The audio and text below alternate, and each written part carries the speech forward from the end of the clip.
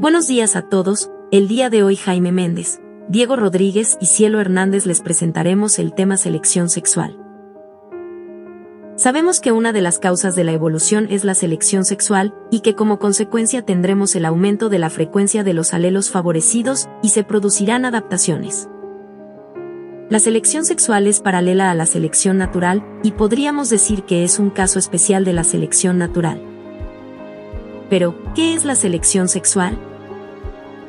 En palabras de Darwin, esta forma de selección depende, no de una lucha por la existencia en relación con otros seres orgánicos o con condiciones externas, sino de una lucha entre los individuos de un sexo, generalmente, los machos, por la posesión del otro sexo. En este caso el resultado no es la muerte del competidor desafortunado, sino que éste dejará poca o ninguna descendencia. La selección sexual es, por lo tanto, menos rigurosa que la selección natural. Un ciervo sin cuernos, un gallo sin espolones, habrían de tener pocas probabilidades de dejar numerosa descendencia. La selección sexual permitirá así criar al vencedor. ¿Y cómo es que la selección sexual favorece caracteres que le ayudan a un organismo a aparearse? Bueno, el ejemplo más común es el de las aves. Los machos tienen características muy llamativas como colores brillantes y plumas muy grandes. En general, los machos también presentan conductas de cortejo extrañas, danzas o cantos complejos. Aunque las características sean extravagantes, esto les ha servido para reproducirse eficazmente. En la selección sexual debemos de considerar que esta será impulsada ya sea por los machos que se encuentran en una competencia por obtener a la hembra, o por la preferencia de las hembras hacia fenotipos específicos de los machos. Por un lado, la competencia entre machos puede favorecer la evolución de características que proporcionen ventajas en las peleas o en la demostración ritual. Y por el otro lado, la selección de parejas por parte de las hembras ofrece una fuente secundaria de selección natural, en las especies animales donde las hembras eligen a su pareja de forma activa, por ejemplo en los borregos cimarrones, parece ser que las hembras con frecuencia eligen a los machos que tienen cornamentas muy embrolladas o un exhibicionismo muy extravagante. De manera hipotética esto se debe a que las estructuras, los colores y el exhibicionismo del macho le servirán a la hembra como indicativo de la condición del macho. Es decir, solamente si el macho es vigoroso y demuestra mucha energía, podrá llevar encima una coloración llamativa o caracteres más extravagantes. Así pues, una hembra elegirá no solo al macho más vistoso sino al más sano y vigoroso, lo cual eventualmente será garantía de una herencia superior a sus descendientes. Por ejemplo, un macho sano podría tener alelos resistentes a enfermedades, y estos les ayudarían a asegurar la supervivencia a sus descendientes. Ahora les presentaremos ejemplos de selección sexual. Plantas. El concepto de selección sexual es fácil de comprender cuando pensamos en animales, pero ¿qué pasa con las plantas hermafroditas? No fue sino hasta las décadas de los 70 y 80 que los botánicos comenzaron a aplicar la selección sexual en plantas. De manera muy particular en el 2011 Moore y colaboradores se plantearon las siguientes preguntas. Primero, ¿cómo la selección incrementará el éxito reproductivo entre plantas que son hermafroditas? Segundo, la selección sexual dirige al organismo a tener rasgos extravagantes incluso en hermafroditas. Para responder esto, debemos considerar el principio de Batman que establece que el éxito reproductivo para plantas femeninas o para la parte femenina de las hermafroditas está limitada por la disponibilidad de recursos, por ejemplo, para la producción de óvulos, semillas o frutos. En contraste, el éxito reproductivo masculino, ya sea para especies dioicas o hermafroditas, estará limitada por la disponibilidad de parejas para la cruza.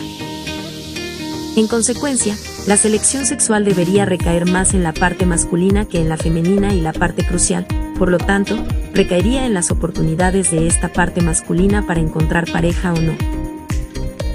De manera experimental, podríamos complementar los estigmas receptivos de una planta con polen adicional y preguntarnos si esto nos llevará a un incremento de producción de semillas. El principio de Batman predice que no ocurriría un incremento en el set de semillas, pero, de hecho, el set de semillas con frecuencia se ve incrementado al incorporar más polen. Esto sugiere la posibilidad de la selección sexual actuando a través de la función sexual femenina. En este caso, se espera que la selección provoque la evolución de características o rasgos que promuevan la reproducción, por ejemplo, incrementando la superficie del estigma en especies polinizadas por el viento o incrementando el atractivo de la planta ante los polinizadores. Este tipo de adaptaciones son fácilmente interpretadas en términos del principio de Batman. Un polinizador debería ser suficiente para fertilizar todos los óvulos de la planta, pero la aptitud masculina de la planta puede continuar incrementando con el número de polinizadores que remueven el polen de las flores. En general, en las plantas con flores podemos observar con nuestros propios ojos las características desarrolladas para generar un mayor éxito reproductivo y un cruzamiento exitoso, creando recompensas como el néctar, imponiendo nuevos colores de flor o incrementando el área del estigma. Selección sexual peces. Se sabe más de las características masculinas que influyen en la selección sexual de las especies. En el caso de los peces no es la excepción. Sin embargo, no se tiene tanto conocimiento de las características femeninas. Estudios recientes descubrieron que los machos de los peces cíclicos prefieren a hembras con aletas pélvicas, generosas. La aleta es una característica que indica una buena condición física y una mejor pareja potencial. Según investigadores de la Universidad de Bonn, Alemania, esto ha provocado que las hembras desarrollen aletas pélvicas de tamaños desproporcionados en relación al resto de su cuerpo. Ejemplo de la selección sexual en tilapia. Tilapia es el nombre común que se les da a las especies del género Oreochromis. Estos cíclicos originarios del África se han adaptado a un hábitat templado, desarrollando ventajas evolutivas que les han permitido estar presentes en cada embalse de este continente. Su éxito está basado en su selección y reproducción sexual. Por una parte, las hembras pueden alcanzar la madurez a temprana edad y gestar 5 óvulos por cada gramo de peso corporal, esto siempre y cuando la temperatura del medio ronde entre los 26 a 32 grados centígrados. Sin embargo, la temperatura ideal para su reproducción es de los 28 grados centígrados. El cortejo es importante.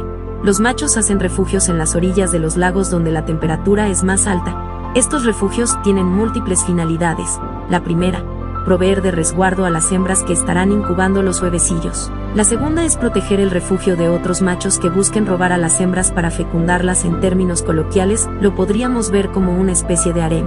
La tercera es mantener una temperatura estable y cálida para que los huevos puedan eclosionar. La coloración y segregación de testosterona por parte del macho son importantes. Generalmente el opérculo del macho se torna de un color rojo carmesí, entre más intenso sea dominará y atraerá a más hembras. Esto se debe a que esta es una característica que indica una excelente condición física. Por otra parte, un opérculo funcional servirá como herramienta para cavar los refugios. Entre más testosterona segreguen al medio, más hembras se verán estimuladas a generar óvulos. Cuando las hembras están listas, expulsan los óvulos por la cloaca. Seguido de esto, los machos los fertilizan. Una vez fertilizados, las hembras succionan los huevecillos y los incuban en su boca hasta que el huevo eclosione. Esto les ha dado una ventaja evolutiva muy superior a todos los peces. Por una parte, su metabolismo les permite reproducirse todo el año sin parar, siempre y cuando la temperatura del medio sea propicia. Y por otra parte, la incubación de los huevecillos en sus bocas les permite garantizar la supervivencia de gran parte de su progenie, a comparación de otros peces de agua dulce como la trucha, el bagre o el salmón, que tardan tiempo en alcanzar su madurez sexual y solo se reproducen una vez al año. Ejemplo: selección sexual en aves. El ave paraíso. Las aves del paraíso, Paradiseidae, son famosas por sus complejos cortejos y diversos plumajes masculinos con plumas muy alargadas y elaboradas. Podría decirse que las aves del paraíso forman uno de los clados más extravagantes de todas las familias de aves en términos de belleza y comportamiento de exhibición.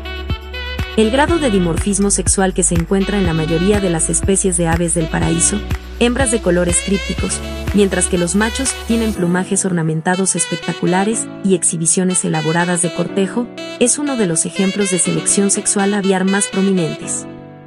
Las aves del paraíso también muestran patrones biogeográficos complejos, donde la mayoría de las especies y subespecies están distribuidas local y disyuntivamente, a veces en paisajes aparentemente uniformes e interconectados.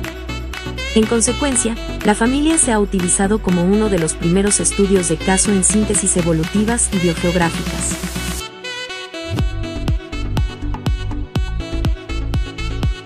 Significativas. A pesar del interés evolutivo en la familia, no existe una filogenia completa y sólida de las aves del paraíso. Se han propuesto varias hipótesis filogenéticas incongruentes para las aves del paraíso basadas tanto en la morfología como en las distancias moleculares. El único estudio filogenético molecular carece de varios géneros y se basa únicamente en un único marcador mitocondrial. Estudios moleculares recientes han demostrado que algunos taxones, tradicionalmente considerados como pertenecientes a las aves del paraíso, están más estrechamente relacionados con otros clados paseriformes. El modelo Fischerian fugitivo de selección sexual sugiere que la selección sexual podría generar un cambio rápido y continuo en los ornamentos sexuales, ya que pocos machos obtienen la mayor parte del apareamiento y están libres de las limitaciones impuestas por el comportamiento de los padres. En las especies de Lequín, se espera que la selección sexual y el dimorfismo sean aún más fuertes. El poder de la selección sexual para impulsar cambios en los rasgos de reconocimiento de pareja también es potencialmente una fuerza potente en la especiación. Sin embargo, algunos modelos sugieren que una fuerte selección sexual puede actuar contra la especiación. Se sugiere que las aves del paraíso se originaron hace aproximadamente 24 millones de años, lo que hace que la familia sea más antigua de lo sugerido previamente por los datos de hibridación ADN-ADN y los datos de aloenzimas. Selección sexual crustáceos. El camarón blanco del Pacífico Litopenaus banamei es el crustáceo más popular y mundialmente conocido, cuya distribución natural abarca desde las costas norte California, México, hasta las costas sureñas del Perú. Recientemente la FAO ha declarado al camarón blanco como la especie acuícola más importante del mundo, en términos de productividad y valor económico. Antes del apareamiento y la selección sexual es importante la maduración de las hembras, cuyo peso debe ser entre 35 a 40 gramos. Para darnos una idea, un organismo de este tamaño tiene una edad promedio de 1 año. Una vez alcanzada la maduración sexual, la temperatura, la hora y el lugar juegan un rol esencial para que se lleve a cabo el cortejo y posteriormente la reproducción. Generalmente estos organismos nadan en bancos cerca de la plataforma continental a profundidades entre los 5 y 75 metros, donde el fitoplancton es abundante y garantiza su rápido desarrollo. En una fase inicial la temperatura debe rondar cerca de los 30 grados centígrados, generalmente a profundidades bajas donde el sol permite refractar y aumentar la temperatura, esto con la finalidad de estimular a los machos a segregar testosterona en el medio, que estimulará a las hembras para reproducirse y aumentar sus tasas metabólicas. Por otra parte, el macho cambia la coloración de su rastrum y patas a un color rojizo. Estimulados por la temperatura y los niveles hormonales en el medio, los crustáceos nadan hacia aguas más templadas, donde encuentran una temperatura que debe rondar entre los 27 y 28 grados centígrados. Esto es fundamental, ya que estos grados de diferencia permiten que el desgaste metabólico no sea tan grande durante la reproducción. Posteriormente inicia un cortejo por parte del macho. El macho nada ventralmente al lado de la hembra. Esto puede durar incluso hasta 1 hora o más, lo que representa un gran desgaste para ambos organismos. Una vez que la hembra comprueba que la musculatura y el vigor del macho es adecuada, la hembra permite que el macho expulse el espermatóforo que se adhiere entre el tercero y el quinto pie ambulatorio de la hembra, quedando así fecundada. El macho así busca otra hembra para repetir el proceso, desgastándose al punto de morir. Las horas más adecuadas para que esto ocurra es entre las 12 del día y 7 de la noche. Después de esto la hembra libera los óvulos fecundados al medio y los huevos eclosionan de 12 a 14 horas después. Ejemplo: selección sexual en arácnidos.